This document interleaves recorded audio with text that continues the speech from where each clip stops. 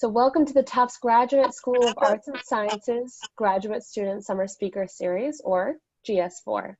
So this is our fourth GS4 speaker series, and today it is my pleasure to introduce Robel Alemu, an economics and public policy PhD candidate. Robel will give his presentation and will allow a few minutes at the end for questions. And Robel, I will turn it over to you. Thank you so much.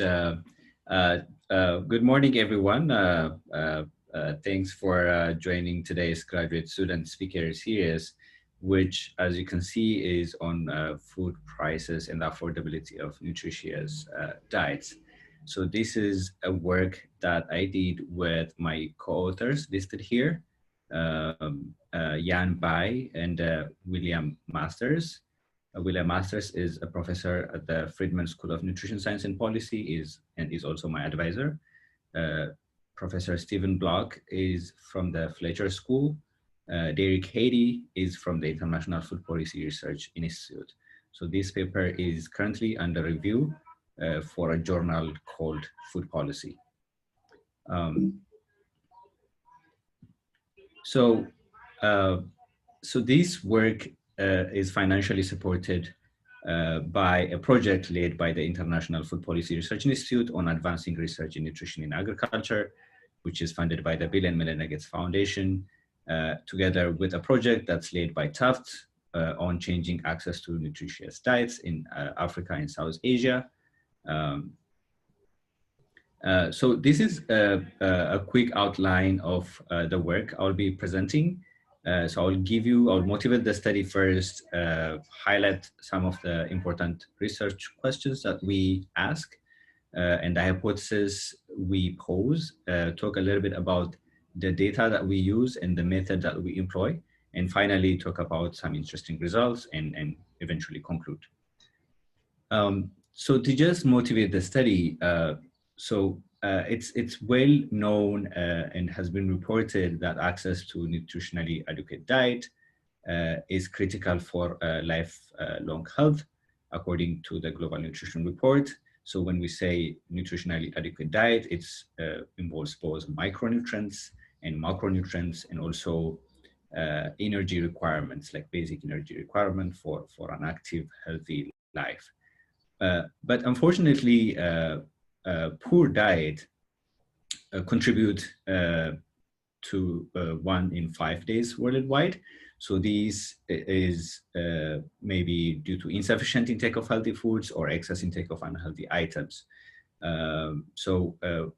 Especially this problem of underconsumption or undernutrition is highly impacts most poor countries, especially where it's also a major risk of child mortality, and in most low and middle income countries, they also suffer from the double burden of malnutrition, basically both under and overnutrition. And in terms of overnutrition, you have obesity and some cardiovascular diseases becoming a huge disease burden.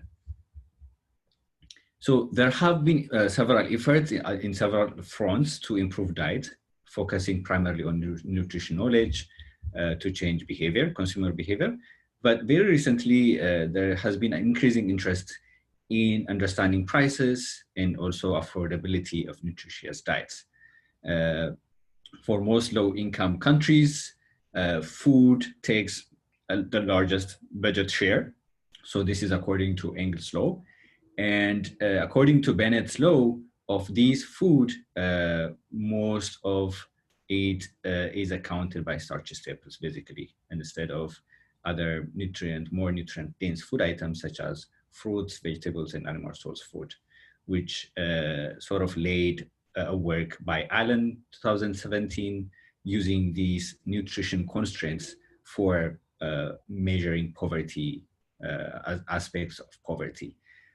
So several agricultural policy and market development programs sort of aim at altering relative prices of healthy and unhealthy food items with the aim of lowering the cost of starchy staples. So most of the focus for nutrient-dense foods, for instance, fruits and vegetables and seafood and other animal source food have been mostly ignored. So the relative prices of healthy and unhealthy food vary widely across the world and could be, has been suggested to be associated with nutrition outcomes, according to some studies. So let me just quickly give you the general like food systems framework, which as you can see is complex, fairly complex. This study won't address all aspects of the food systems framework. We only look at specifically look at food affordability. But when you think of food system framework, it starts off with food supply chain involving food production, but also some aspects of food environment, which includes food availability, food affordability, which is a focus of our work, product properties, vendor properties, food messaging, and things like that. And also individual level filters, which could be economic, cognitive, aspirational, and situational.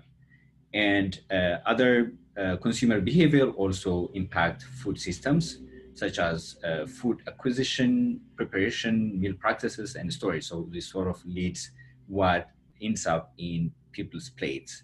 And these different three aspects would impact different outcomes, both like in terms of health, nutrition, social, cultural, economic, and environmental impacts as well. But the overarching factors, external drivers, also impact food systems. These include climate change, globalization and trade, income growth and distribution, urbanization, population growth and migration, politics and leadership, and social cultural context. Mind you, we have indicators in our analysis that measure some aspects of these external drivers, like how these external drivers impact the cost and affordability of nutritious diets. I'll talk more about these, but let me first quickly just talk about the data, the key data that we use. It's World Bank's International Comparison Group database that have average retail prices by different sectors relative to prices of all consumer expenditure. So you can see here that, so the rate line and the confidence interval sort of shows how food is extremely expensive in low-income countries. So the horizontal axis is showing the household expenditure per capita. So at low, very low income levels, food accounts for a really large part of the expenditure. And you hardly see any improvement when you compare 2011 and 2017.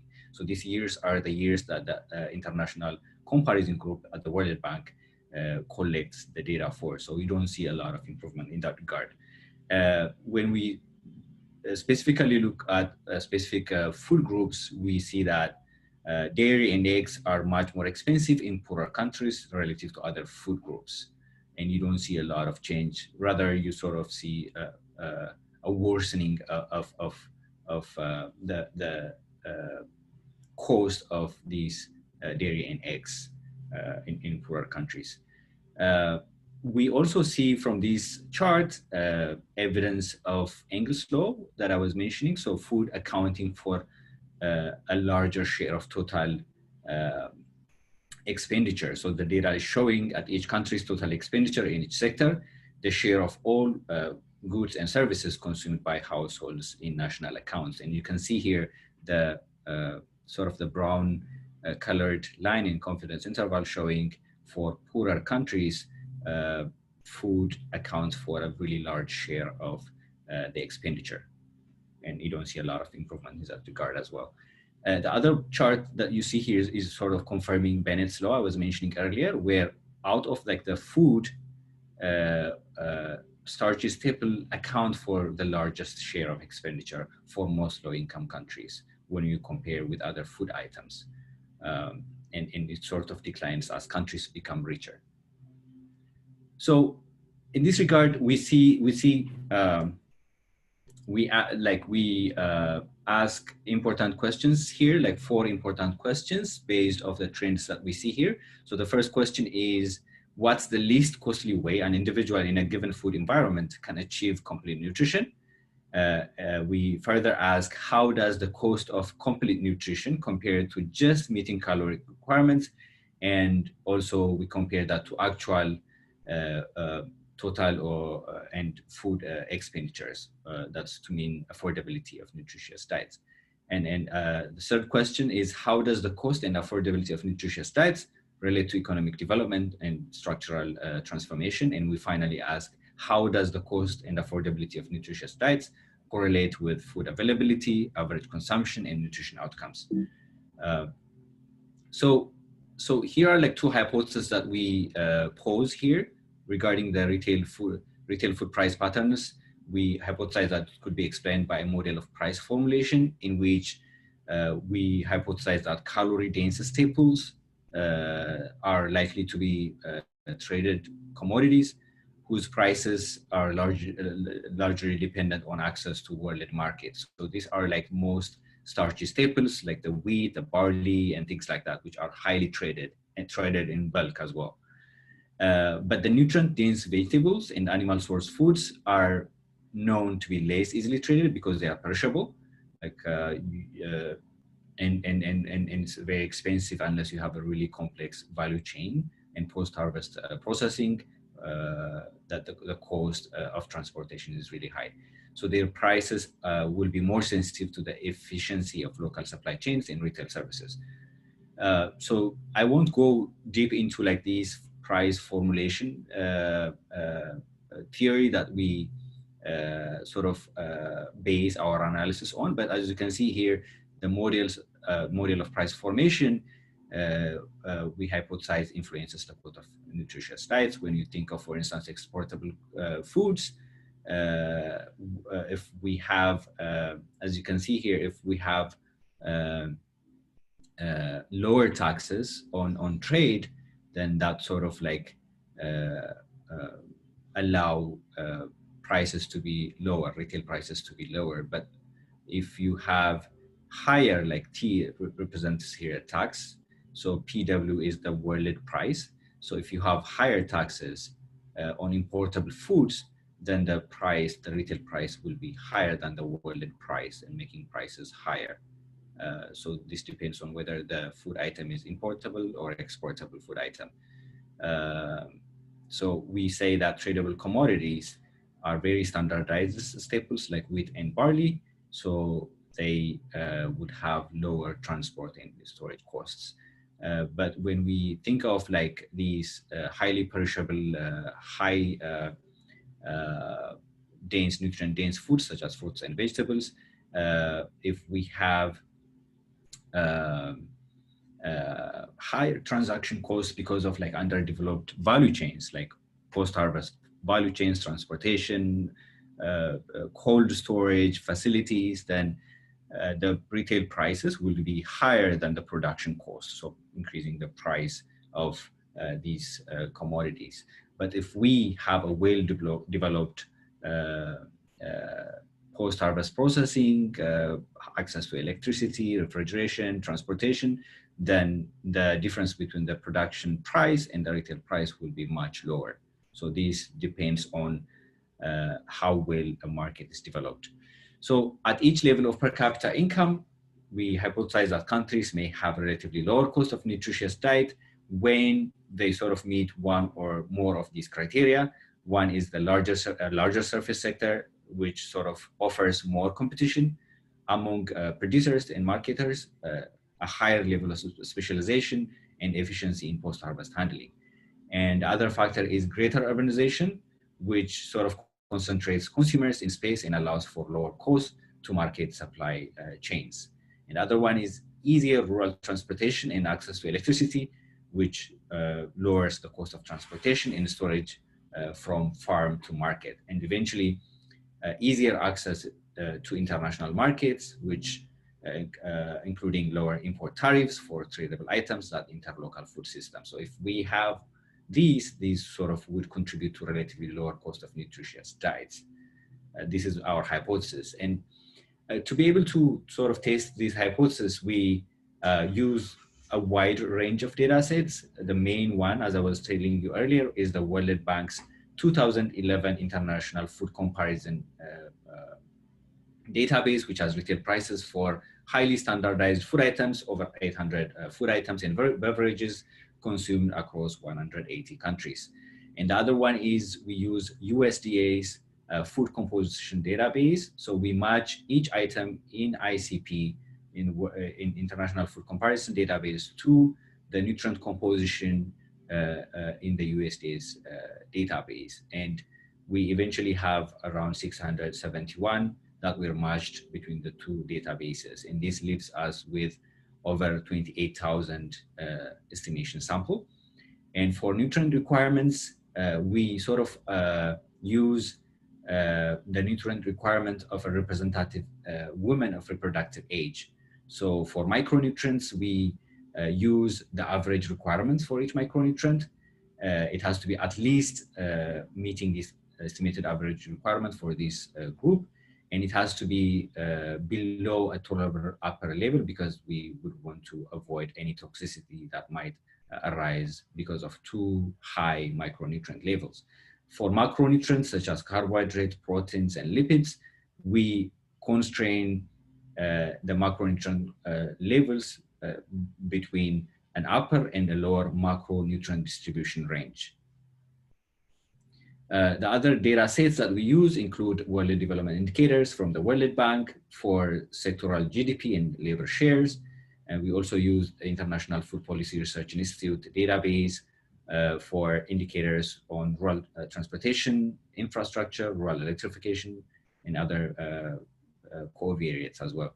We also use Ag Incentive Consortium database that estimates the nominal rates of protection to test potential correlation with agricultural marketing policy. So how potential market protection such as tariffs and taxes sort of impact agricultural markets and outcomes as well, and prices as well. So finally, we also use WHO's global database to see potential linkage with prevalence of malnutrition, including stunting and obesity. We also use micronutrient deficiency prevalence data sets using Harding et al. 2018, Wessels and Brown 2012, and Stevens et al. 2015. We use FAO Stats food balance sheet database to compare calorie shares of major food groups as observed in national food balance sheets to each country's most affordable nutrient adequate diet. So we see how our least cost, most nutritious diet relate to actual food availability in each country. And we finally use global dietary database to test correlation between a country level average dietary intake and the cost and affordability of nutritious diets. So this is quite a large list of database. So one of the contribution is sort of like bringing all these wide range of database trying to answer these questions. And this is a schematic that's basically showing in the left how we went about selecting the food and beverage items. We started off with 823 food items in the World Bank's ICP database, excluded items that didn't match with USDA's food composition database. That left us with 750 food items, and we further excluded condiments, baby foods, because they're not major components in an adult's diet. We further excluded 4 cereals and 17 beverages because they had highly uncertain compositions. We also excluded 0-calorie drinks such as mineral water, further excluded 5 items with undefined units of prices. So this left us with eventually 671 items for analyzing the least cost nutritious diet. In terms of countries, we started off with 180 countries in ICP database, but excluded a couple of countries because of, for instance, excluded Cuba because it didn't have national accounts data. We also excluded 3 countries because of missing information regarding income classification. But eventually, we ended up having 138 countries where we ran our regression models to see different linkages. So our analysis builds from a concept which is pretty old. So it was pioneered by Stigler in 1945 of the least cost diet concept, which was later used to recommend combinations of foods that meet health needs. So in this regard, we compute these measures. The first one we call the cost of nutrient adequacy. We call it CONA. So it's the minimum cost of food that meet all known requirements for essential nutrients and dietary energy. And the other important measure is cost of caloric adequacy, which we call COCA. It's the price of the least cost food that are required to meet the caloric needs. And for the representative age of reproductive, women of reproductive age, what we consider to be adequate calorie is a little over 2,000 kilocalorie per day. So at least the least cost diet need to meet this threshold. So this serves as a metric of how a given food system sort of delivers a balanced meal with all essential nutrients at the lowest cost possible. So this is what these measures measure. So I won't go into detail of like what the calculation looks like, but we run a linear programming using our package to compute cost of nutrient adequacy CONA by minimizing the cost. So as you can see here, the first equation is the objective function, which is basically minimizing the cost given the constraints. So from equation 2 to 6 are constraints basically. So for each micronutrient, it has to be at least at the estimated average requirement, EAR, and it has to be below the upper limit for each micronutrient. For macronutrients, it has to be between the upper and lower bounds of the average macronutrient distribution range so that it meets the basic need. And for energy, as I was telling you earlier, it has to be a little over 2,000 kilocalorie per day. So these are the actual nutrient constraints for each 21 nutrients and energy. So the first one is energy. It has to be a little over 2,000. And for protein, we have starting protein, lipids, carbohydrates. These are like macronutrients. So we have like the lower and upper bounds. For the rest, starting from calcium to sodium, we have estimated average requirements and upper limits as well. So it shouldn't exceed above the upper limit. These are the constraints that we use. So the other indices that we compute are a ratio of the CONA to COCA to measure the premium required above daily energy cost to meet nutritional requirements. And we also measure the sensitivity of the cost of nutrient adequacy to changes in the constraint. So for a unit change, so this is basically measuring the affordability. So I'll talk a little bit more about the sensitivity measure in the next slide, but this is measuring the ratio between CONA to average household expenditure per day. So measuring the affordability of a complete nutrition, least cost complete nutrition. The other measure that we measure, like in economics, that we say it's a shadow price. It basically measures the sensitivity of the least cost diet. That's basically the objective function, minimizing the cost of a nutritious diet to changes of the constraints. So a unit change in terms of energy, in terms of the estimated average requirement, in terms of the upper limit and the average macronutrition, average macronutrient distribution range, how sensitive is the cost of meeting nutrition. So given that the units vary between the different constraints, we sort of change that to semi-elasticities. This is to mean a percent change in the constraint, how much does that change the percent of the cost. So a percent change to the constraint to a percent change in the cost of nutritious diet. So this is sort of measuring how sensitive it is, how sensitive the least cost nutritious diet is to changes in the constraints, basically. So these are some interesting results that we find. So now you see this figure sort of showing the cost per 1,000 kilocalorie of food groups by income levels. So you see different 4 levels of income: low, lower middle income, and upper middle income, and high income. So the data is showing means and standard deviations of the average prices of the 177 countries by food groups. As you can see, we don't see a lot of variation in terms of income groups of the countries, but we see that most nutrient-dense foods, as you can see, like fish and seafood, vegetables and legumes, fruits and nuts, Meats are the most expensive relative to the least nutrient-dense foods. But we see, interestingly, an income gradient for dairy and eggs, because dairy and eggs seems to be costlier in poorer countries relative to richer countries. But overall, we see little gradient, little change in cost of food by income. This is sort of expected, but it's reaffirming.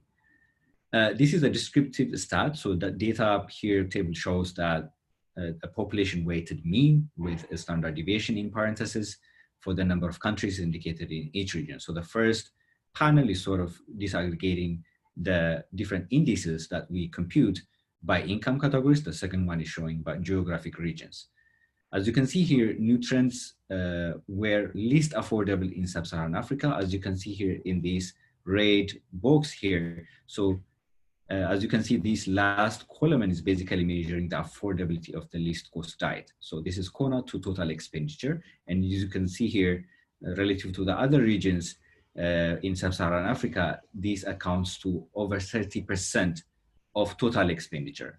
30% of the total, on average, 30% of total expenditure goes to the least cost nutrient dense or nutrient complete food.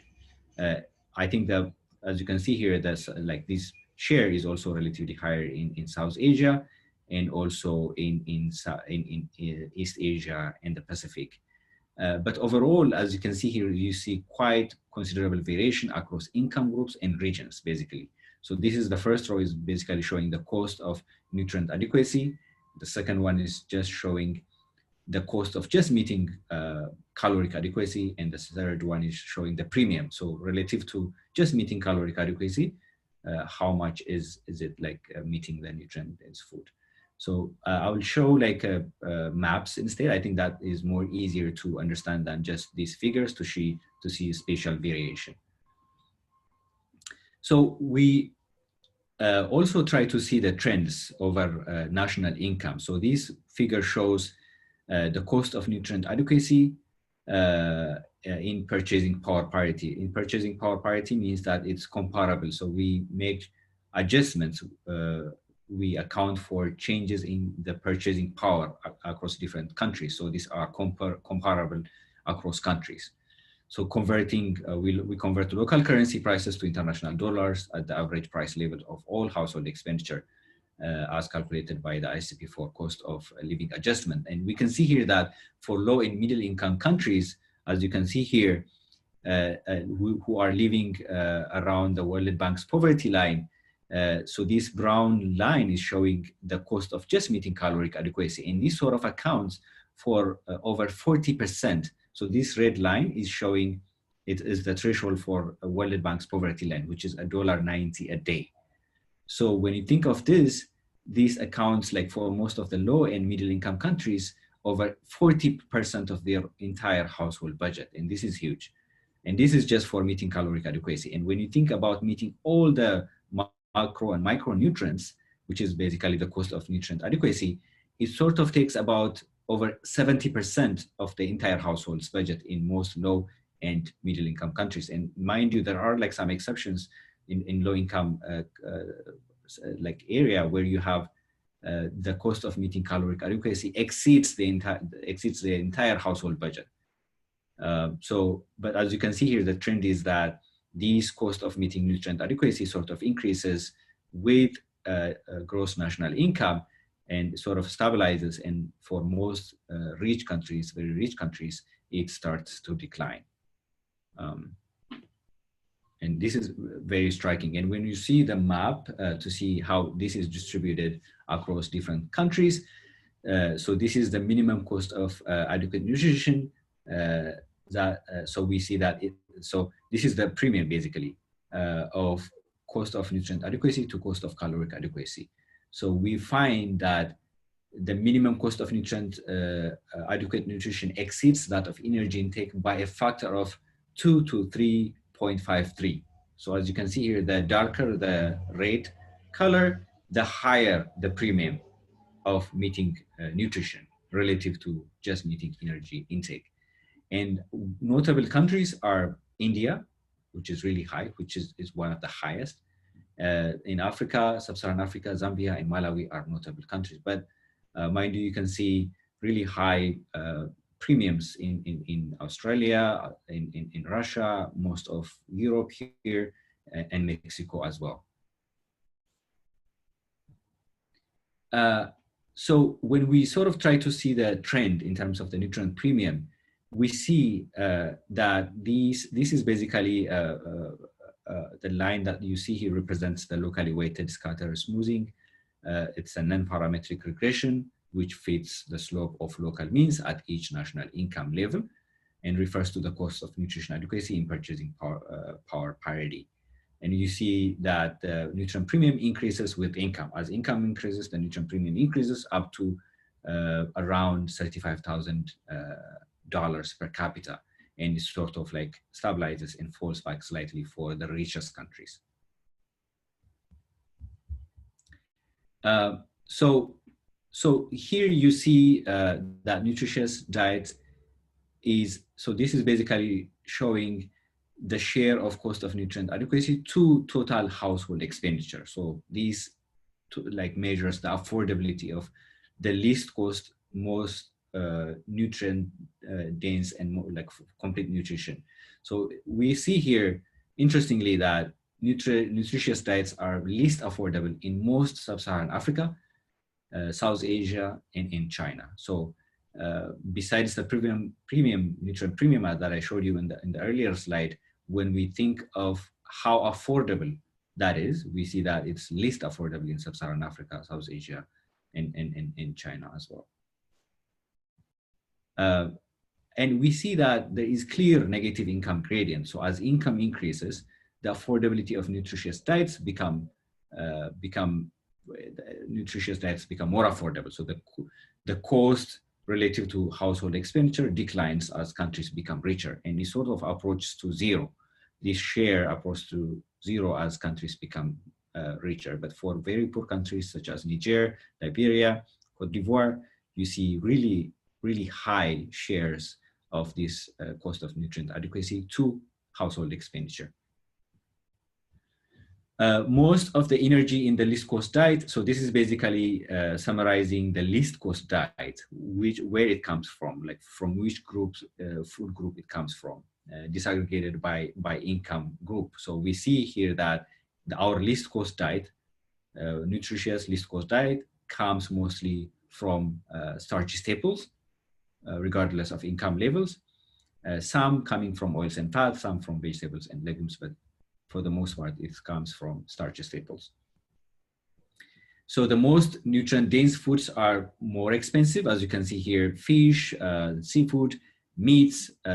So this figure is basically showing the mean and standard deviation for the cost per 1,000 kilocalorie of food selected in our least cost diet in each country. So as you can see here, the most expensive ones in our least cost diet are like these nutrient-dense foods, like fish and seafood, meats, fruits and nuts, vegetables and legumes. And one interesting thing that we see here in terms of the income gradient is basically for fruits and nuts, where we see that as income grows, the cost of fruits and nuts increases in the least cost diet.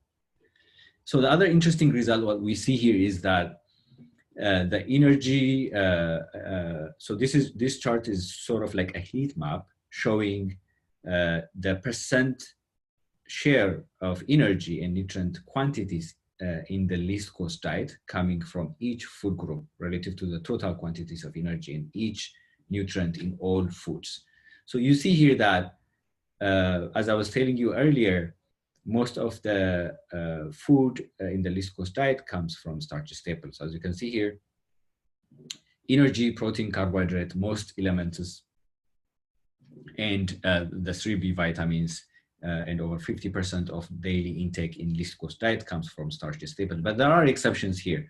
As you can see that vitamin B12, the majority of vitamin B12 in the least cost diet comes, as you can see here, from meat. So there are like some exceptions that individuals won't be able to meet their nutrient requirements for certain micronutrients. Another exception that you see here is vitamin E. So you see the largest share of the energy coming from oils and fat for vitamin E. And other exceptions include vitamin C as well. So nearly 60% coming from vegetables and legumes. And another exception, as you can see, is such as folate and vitamin A as well. So these are also mostly coming from vegetables and legumes, as you can see here. But for the most part, the least cost nutrient adequate diet could come from starchy staples. But mind you here that we don't take into account societal norms, cultural norms, tastes and preferences across different countries, and other issues such as bioavailability of different micronutrients. So certain like food items, some micronutrients are more bioavailable than others. So we don't take that into account. So this is barely accounting for meeting all the known macro and micronutrients at the least cost possible.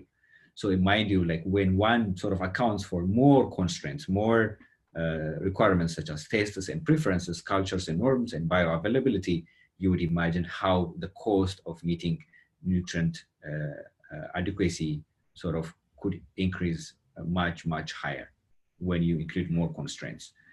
And the other thing that we see here is we sort of see, so the blue bars are showing the year, and the corresponding year bars are showing the population weighted global means and standard deviations for the change in the cost per day. So when I was telling you earlier, these are shadow prices. So measuring the sensitivity of each, meeting each nutrient when we sort of change the constraint.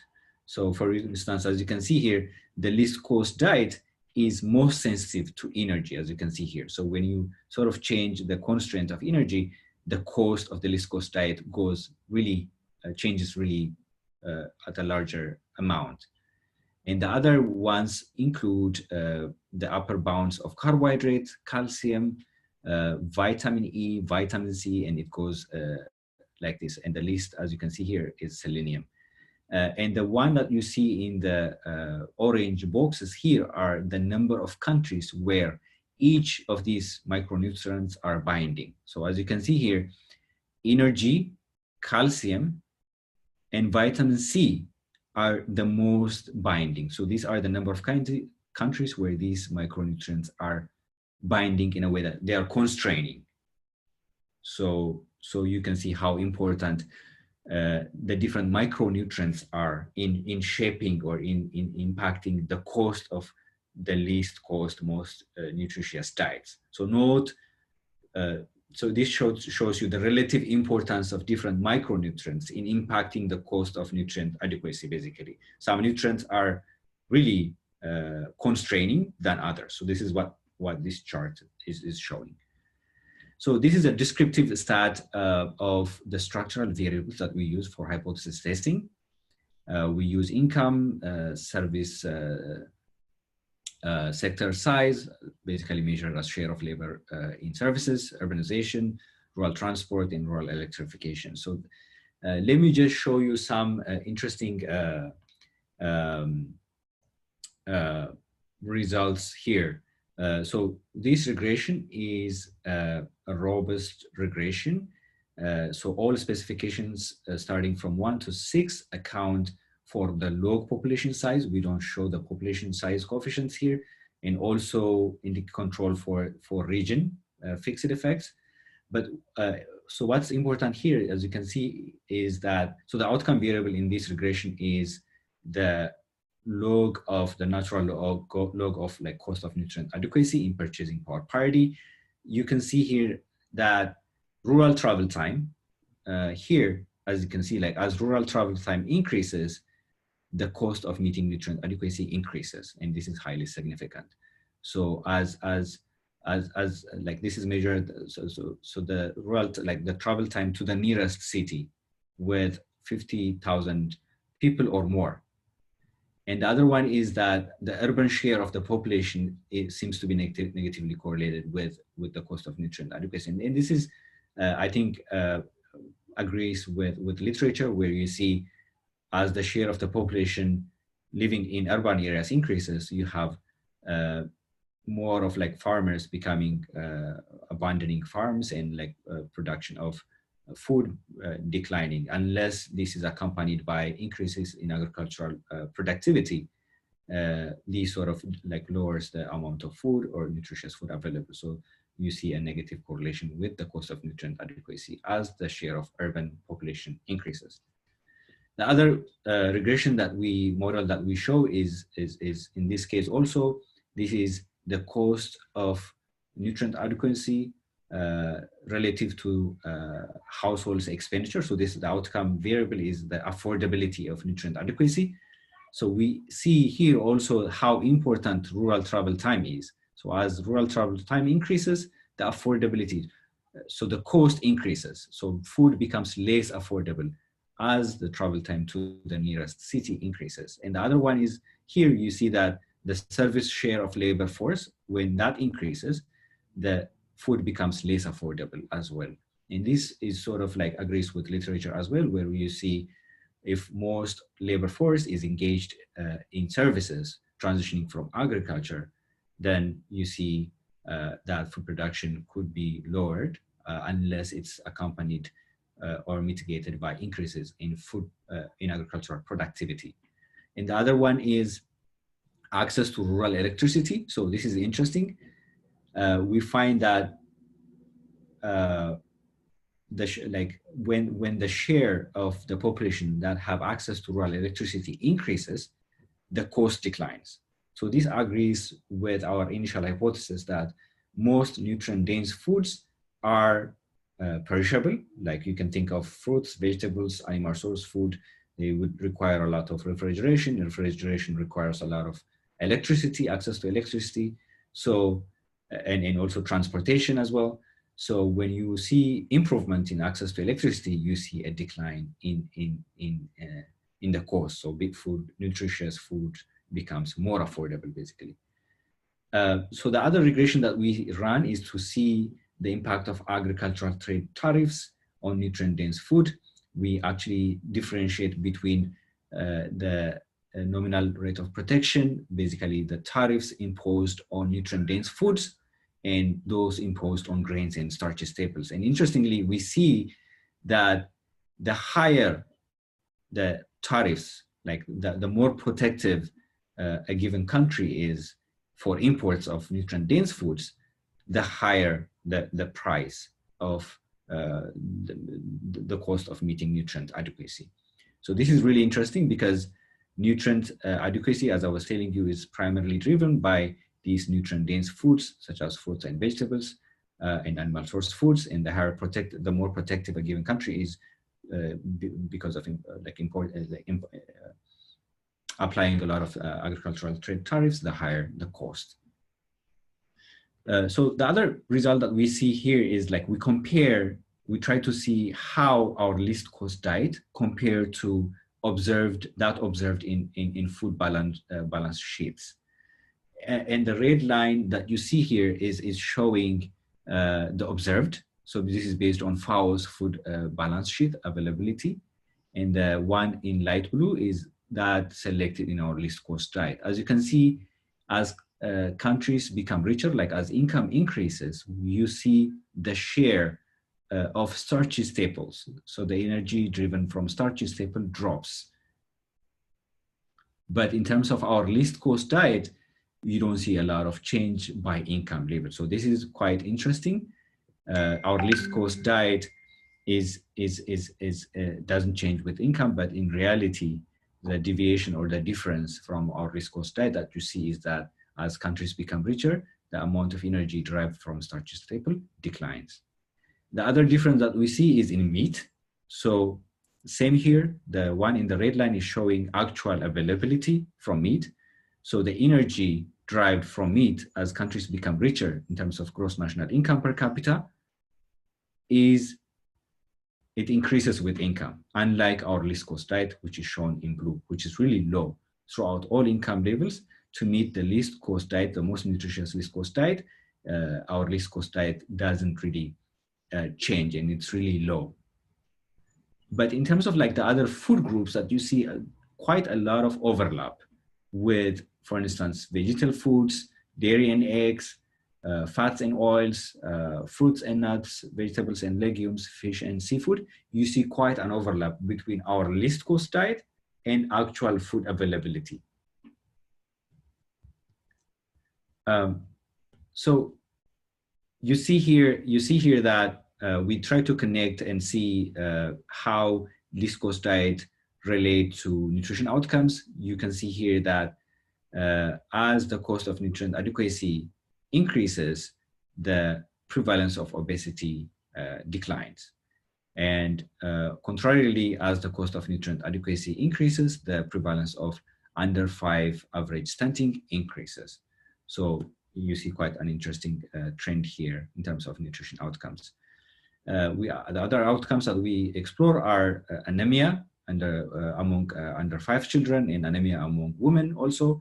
Same trends that we see here. We see as the cost of nutrient adequacy increases, the prevalence of anemia among children and their mothers increases. So this is the prevalence of vitamin A and zinc deficiencies. We also see the same patterns as the cost of nutrient adequacy to the share of household expenditure increases. We see quite an increase or association with higher vitamin A and zinc deficiency. So to wrap it up and conclude, so we conclude that measuring diet cost and affordability provides a new view of food system change. So how a given food system sort of caters to meeting nutritional needs. And the least cost diet, as we demonstrate here, is a powerful tool for research and policy. We know that most retail price data sets are confidential, but could be accessed through agreements with governments, and in our case, as you saw, through World Bank's ICP data. A healthy diet remains beyond the reach of the world's poorest, as you saw, and of course, substitution to lower cost sources of each nutrient could help reduce the diet cost, but the scope for adjustment is limited given that the least cost nutritious diet itself is very close to World Bank's poverty line, so very limited scope for adjustment. Vegetal foods enter more often in our poorer countries, while animal source foods are costly. And nutritious diets are cheaper in countries, as you saw from the regression analysis, with more electricity and less remoteness. And eliminating undernutrition, as you saw from the charts showing links with nutrition outcomes, would require higher income and safety nets, as well as food system changes to lower prices. Thank you so much for attending, and I would be happy to welcome some questions.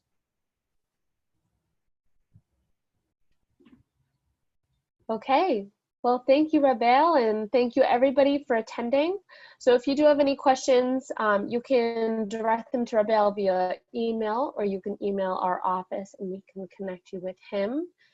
We will be in touch soon about future GS4 events.